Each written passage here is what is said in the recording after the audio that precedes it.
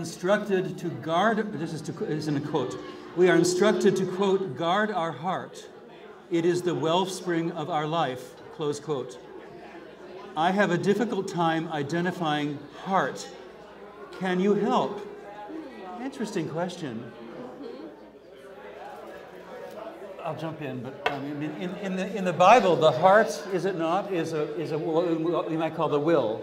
That's right. But the will understood as a thinking. I mean, in the Hebrew mindset, heart and mind are not separated in the way that we often separate. I always hate it when people say, well, you know, I'm a feeling type, you're a thinking type. I mean, that's ridiculous. We're both. All of us are both.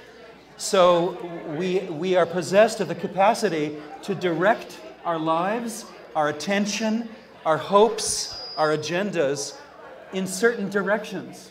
That's right. And that is what our heart and our mind is. Our mind always has an agenda, and our heart is always informed by thinking. So the question is, how can we guard that as the wellspring of our life? Well, that's the whole question about how can we become holy? Because the heart or the will is the image of God in us. It is in fact our capacity for love.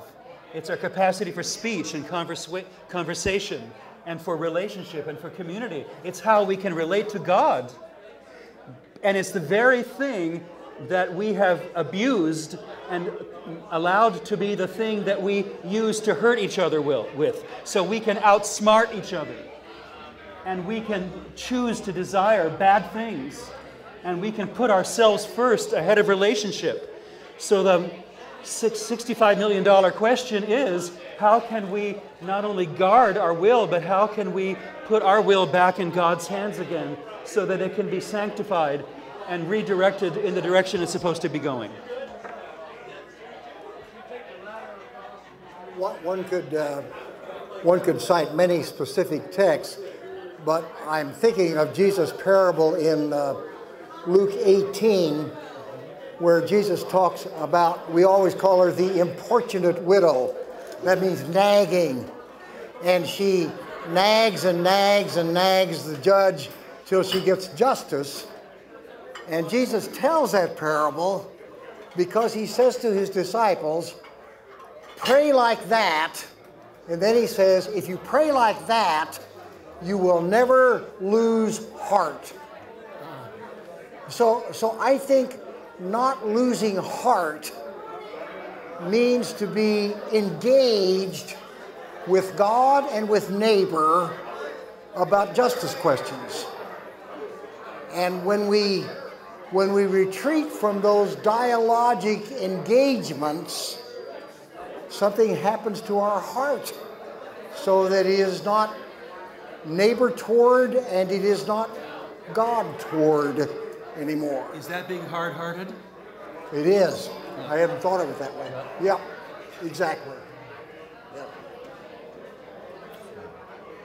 No, I guess for me, the idea of heart is something that is about feeling over thinking. And I like what you say. I'm challenged by what you say, that those two things should be essentially connected.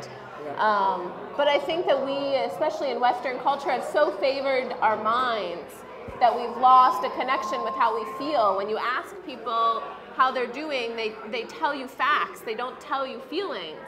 And I don't think we can deal with justice issues. I mean, this goes back to a previous question we had. I don't think we can engage people by just using our minds. We have to be able to connect. We have to be able to feel what other people are feeling. We have to have empathy for them. See, I would have thought the shoe was on the other foot. I would have thought we live in a therapeutic society where people are propelled by their feelings. Well, we're agreed. Yeah. It's all of a piece. It's all together, and all of those kinds of dualisms distort us. I think that's exactly what I'm trying to say, is that I think it's the dualisms that have taken us away from our essential nature, and that's the God-given nature, the way that we've been created. One of the things that we all know is convention in a few days, very much on my mind.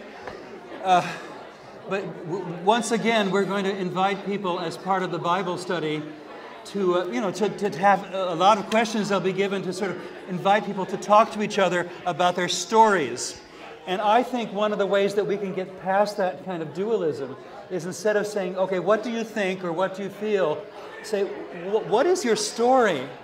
What journey are you on? Because when we tell the story of our life, or tell the stories about our losses, our griefs, our hopes, our fears, we can't separate those things anymore. We present people with the very thing that makes it possible for us to be in relationship at all. And I was also thinking, as you were telling about Luke 18, how Jesus, when he comes towards the disciples walking on the water, and they're terrified because they think he's a ghost, he says, "Take heart, don't be afraid." So I don't know what he means by that, take heart. I think he must mean the same thing when we begin the Eucharist by saying, lift up your heart. That's the other thing I was thinking of too. Yeah. So that would be like telling our stories or bringing ourselves forward. Lifting up ourselves to each other Yeah, in some way. It really is lift up yourself. Yes. So when we take heart and engage, we are doing a Eucharistic thing. We are making the offering of ourselves to God and to each other. Yeah. That's right. I think that's right too. And something good will come of that. Yes. We trust in God that something good will come of that. Well, I think, we said that earlier, but it's the idea that God is out in front of us, that we don't have to figure out how God's going to use that God's going to figure that part out.